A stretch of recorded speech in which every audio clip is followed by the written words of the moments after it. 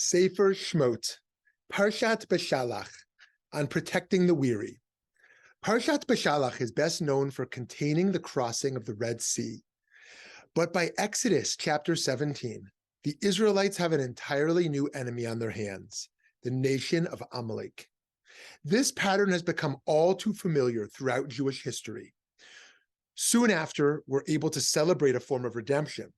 We are once again in danger.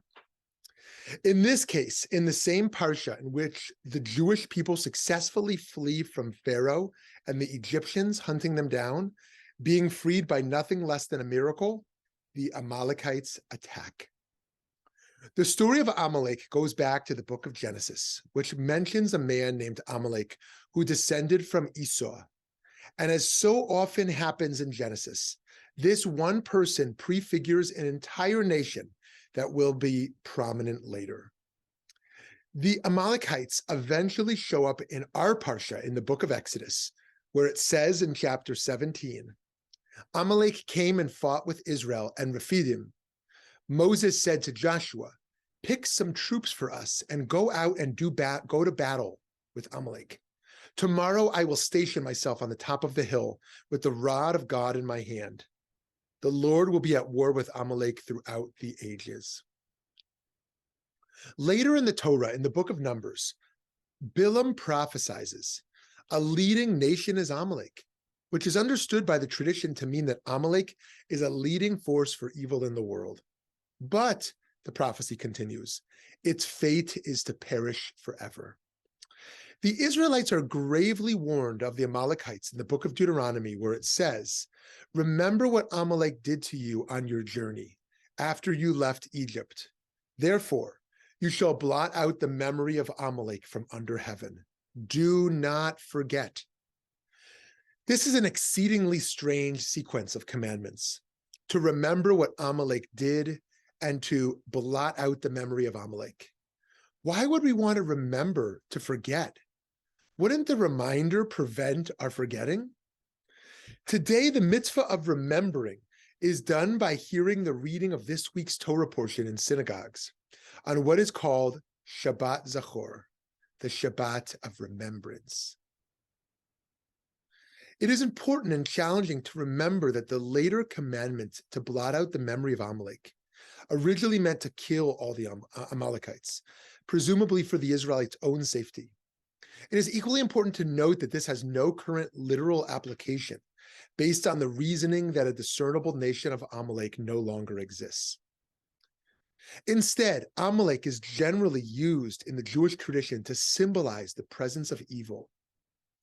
Especially in the Hasidic tradition, Amalek is taken out of the realm of warfare and conceived of as a spiritual force.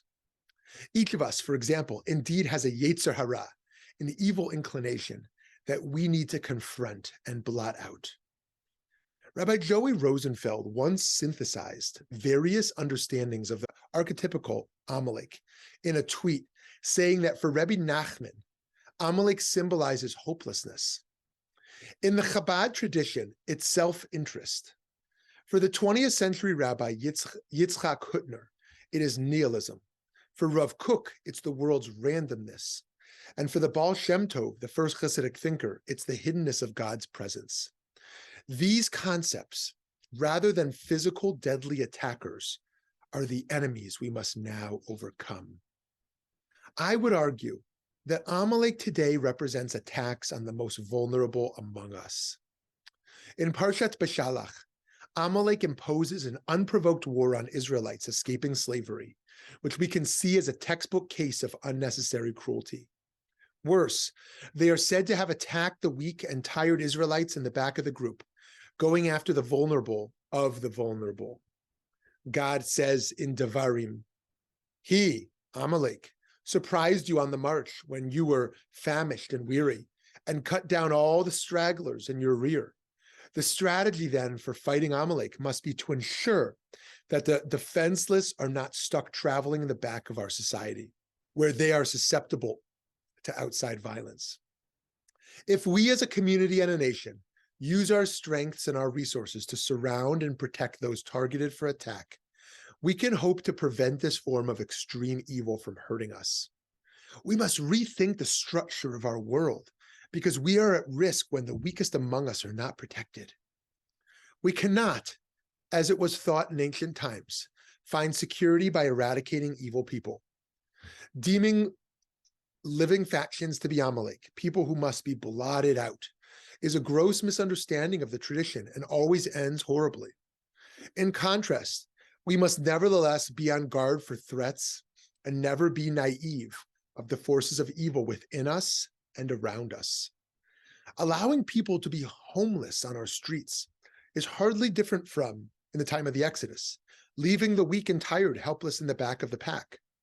So too, we must guard against the intergenerational effects of racism, the scourge of hunger, the cycles of crime and imprisonment, and the traps of poverty.